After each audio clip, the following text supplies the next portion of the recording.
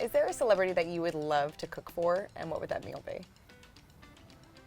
Oh, I was actually thinking about him recently, and I think I would make. We both have a mutual love of Tex-Mex, and it's Justin Theroux makes really good nachos, and he introduced me to this really nice.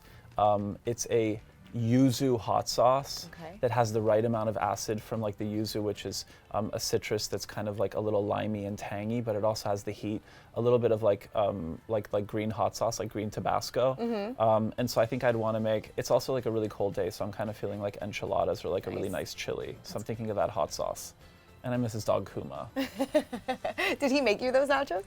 We had those nachos when we first met, and he made like a whole big like a sheet pan situation. Oh my God, that's amazing. Nachos. It must have been so much fun. What was better, meeting him or the dog? I'm not gonna add. It was the dog. Obviously, it's Kuma. Dog is adorable. She's so cute. Yeah, pig mixes are adorable really and so are. misunderstood. They are. They and are. it's not fair. Did you know that a lot of them aren't even allowed on commercial flights? Really? I didn't know Which that. is like a thing that we need to change. We anyway, do. He's brought that to my attention. You should, if you don't follow him on Instagram, you should check out his stories because he's very active in sort of promoting awareness to rescues. And I respect him for many reasons, but for that in particular. Yeah. Also his love of hot sauce. the perfect human being. Is there any like a DIY great meal that like somebody, because I'm a terrible cook, but somebody that I could do to kind of whip up and impress somebody? You want me to give you advice on what you can make for a special someone? Sure, yes. I think, I mean, so I assume that you're going to be staying in, so it's not like you're going to be out. Right. So you're going to be cozy. I think I kind of changed my mind on this because sometimes I think like you want to eat light. You don't want to have garlic because you want to feel sexy. But at the same time, it's like romance is also cuddling up on a couch with like a nice little throw and just throwing on some Netflix or whatever it is. And it's like, just make a really nice pasta. What's your favorite type of pasta? Oh God, I don't. Like, what's the last? Have you been to an Italian restaurant recently? I have. What did I have? I don't even remember. Do you like a more like a tomatoey sauce? Do you like a more like a meaty bolognese? Do you like a nice little like a sauce. spring? Okay, so Yeah, why like don't a you seafood, just like a seafood situation. So what about I got it. What about a nice? If you get some, you can go to Italy or any market, you can get some fresh pasta, or you can make it on your own if you have the time and the patience, but let's be real. It's fine, buy some nice fresh pasta, and you can get like a nice linguine or a fettuccine. They're both very similar. They're flat, but a little wider. And then you can make a nice fra diavolo sauce. Yes, so it's spicy tomato with chili flakes. Spice is pretty sexy. And then you can maybe roast some lobsters and have a little bit of chili oil. Sounds delicious. And if you don't know how, if I want to get inspired about a dish and I don't want to necessarily look at videos on how to make it and I want to go try it, ABC Kitchen actually has ABC Cucina has a roasted lobster that has a really nice chili oil on it, and you can go and you can taste it and see what you like about it, and then and if you want to be lazy, you can also get really nice sustainable canned lobster meat that's actually so it's frozen in large chunks. And you can just put it in a nice, really tomato sauce, and then you just have like meaty chunks of lobster with a little spicy sauce. Sounds so good. Yeah. I'm gonna show this to my husband so he can do it. And you know what? Actually, you could totally legit put. Yeah, you totally could. I would lightly thaw out the lobster, country crock plant butter. I would use the olive oil. There's three kinds. There's almond oil, avocado oil, and almond oil, avocado oil, and olive oil. Almond, avocado, and olive. Yeah, I just said the same thing 5 times. It's fine. This is what happens when you have one coffee in the morning. But I would use the olive oil variety. It has a higher burning point than butter and traditional olive oils. And just give it a nice little sear. Throw in some San Marzano tomatoes, a little bit of tomato paste, chili flakes, a lot of parsley. Don't be afraid of parsley. Parsley is fantastic and it brightens any dish. And then a bit of lemon zest and a bit of lemon juice at the end. Toss it up in some pasta in a bowl. Don't throw your pasta water out because it's an emulsifier and it thickens any sauce. And then just serve that up. It sounds so delicious. Isn't that you sexy? make it sound so easy, yes. It is easy. It's just a few ingredients. I love that. How are your New Year's resolutions going? I feel like I'm still trying to figure out what they are exactly. Just, I think it's like the stuff that everybody wants, trying to take a little more time for myself.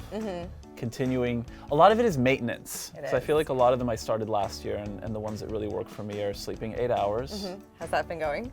That I've actually been really successful. Good for you. My average 2 years ago was 5 to 5.5 hours. and now I'm at 8 to 8.5 hours. Do you feel like a and whole new person? I really do. I'm able to be more, I have pretty severe ADHD, and so it actually helps with being focused during the day. I try not to have caffeine after a certain time. Yeah. Sometimes I'm really good at that, other times I'm really terrible. But yeah, I'm just doing my best. Good. Do you have any Yeah. food resolutions for the new year? Food resolutions, I think everything in moderation, even moderation. But I mean, I was actually just working on, we're working on a spring menu at the Village Den at my restaurant.